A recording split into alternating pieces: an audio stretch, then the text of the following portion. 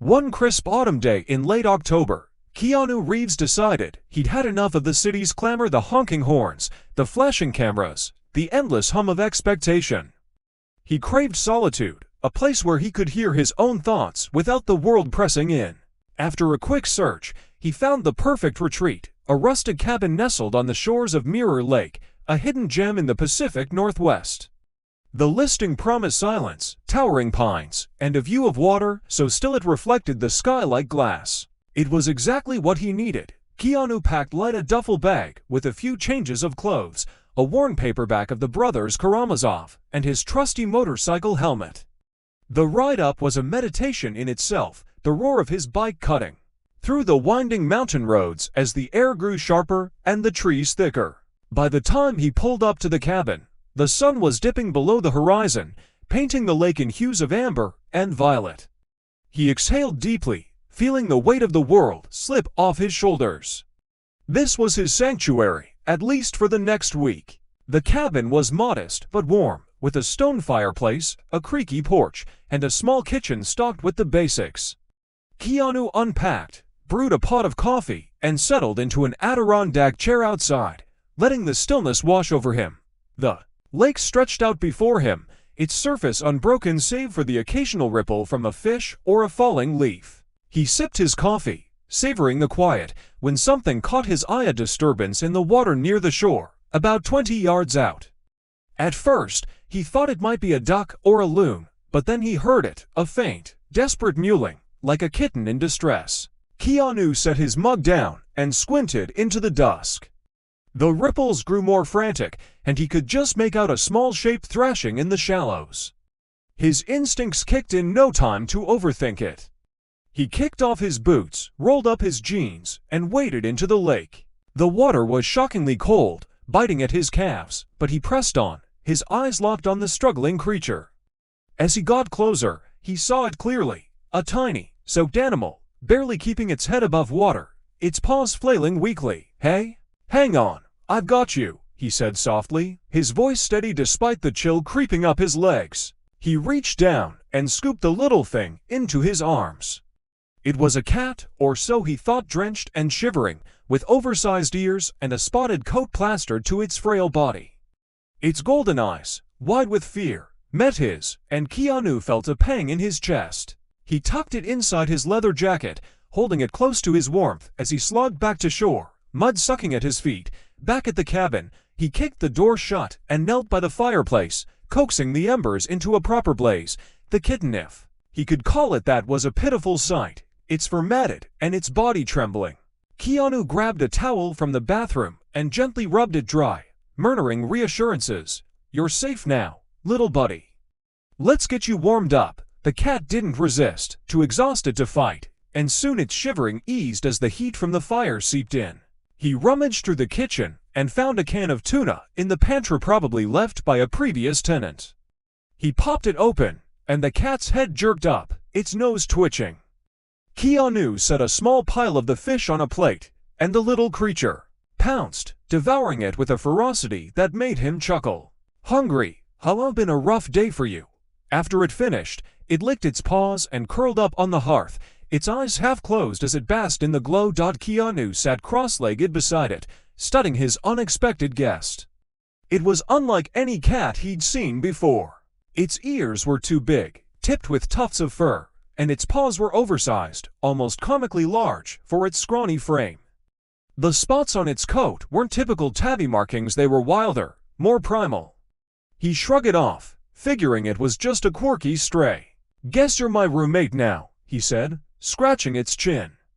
The cat purred a deep, rumbling sound that vibrated through the floorboards, and Keanu couldn't help but smile. The next few days fell into a gentle rhythm.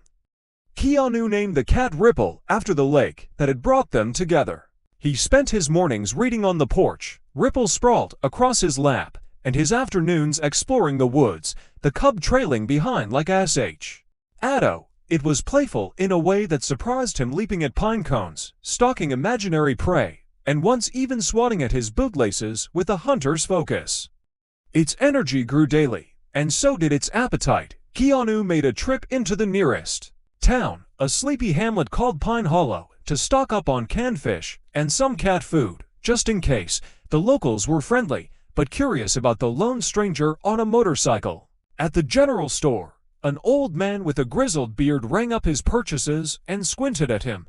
"You the fella up at Mirror Lake?" he asked. Keanu nodded, keeping it vague. "Heard you pulled something out of the water up there." "What was it?" Keanu hesitated, then said, "Just a cat. Lost and cold, taking care of it for now." The man grunted, unconvinced, but let it drop. Back at the cabin, Keanu couldn't shake a nagging feeling. Ripple was growing too fast. Its legs were longer now, its movements more powerful, and its eyes held a sharpness that felt almost uncanny. One evening, as they sat by the fire, Ripple pounced on a moth with a single, lightning-quick strike. Pinning it to the floor, Keanu raised an eyebrow. "You're something else, aren't you?" he muttered. The cub looked up at him, tilting its head, and he swore it understood. The truth came knocking a few days later. Keanu was chopping wood outside when a battered pickup rolled up the dirt path. A woman in a ranger uniform stepped out, her badge glinting in the sunlight. She introduced herself as Mara, the area's wildlife warden. "Heard from folks in town you've got a critter up here," she said, her tone casual, but her eyes keen. "Mind if I take a look?" Keanu led her inside, where Ripple was sprawled on the rug, gnawing on a stick. Mara crouched down, her expression shifting from curiosity to astonishment. "Well, I'll be damned," she said. "That's no house cat." "That's a lynx cub." Keanu blinked, processing her words. "A lynx, you sure?" Mara nodded, pointing out the telltale signs: the tufted ears, the thick fur, the oversized paws built for snow. "Probably got separated from its mom during a storm. Happens sometimes out here." Keanu's mind raced. He'd saved a wild animal, not a pet.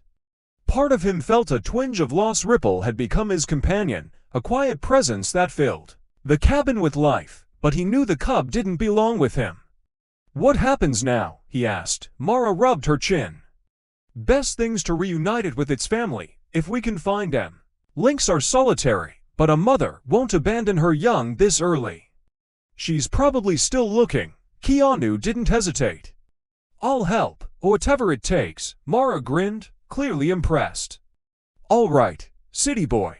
Let's see if you've got what it takes to track a Lynx." The next morning, they set out at dawn, Ripple cradled in Keanu's arms as they followed Mara into the forest. She taught him to read the sign: scratches on trees, faint paw prints in the moss, tufts of fur caught on branches. Keanu was a quick study, his focus unwavering. Ripple seemed to sense the mission, growing restless as they ventured deeper into the woods. After hours of hiking, Mara pointed to a rocky outcrop. "There, fresh tracks." "She's close." They crouched behind a fallen log, watching as a sleek, muscular lynx emerged from the shadows. Her coat was a tapestry of spots, her eyes piercing. As she scanned the undergrowth, Keanu's heart thudded. This was Ripple's mother. He set the cub down, giving it a gentle nudge. "Go on, little buddy. That's your family." Ripple hesitated, looking back at him with those golden eyes, then bounded forward. The reunion was pure magic. The mother lynx froze, then rushed to her cub, nuzzling it with a tenderness that belied her wildness. Ripple chirped and rolled onto its back, batting at her playfully. Keanu watched, a lump in his throat, as the pair melted into the trees. Mara clapped him on the shoulder. "You did good." Not many would have cared enough to see it through. Weeks passed, and Keanu returned to his life in the city. But Mirror Lake stayed with him. Months later, on a whim, he rode back up for a weekend, drawn by a pull he couldn't explain. As he hiked along the shore, a rustle in the bushes stopped him cold. Out stepped a young lynx, bigger now, its coat thick and glossy, its tufted ears unmistakable. Ripple, behind it, the mother watched from a distance, her gaze steady but unthreatening. Ripple approached, slow and deliberate, then pressed its head against Keanu's hand, a low purr rumbling in its throat. Keanu laughed, scratching its chin like old times. "Hey, buddy, good to see you too." The moment lingered, a silent promise between them, before Ripple turned and vanished into the forest with its mother. Keanu stood there, the lake mirroring the sky once more. He didn't need to keep ripple, it was enough to know they'd found each other, two souls crossing paths in the wild. And somewhere out there, he had a friend who'd never forget him.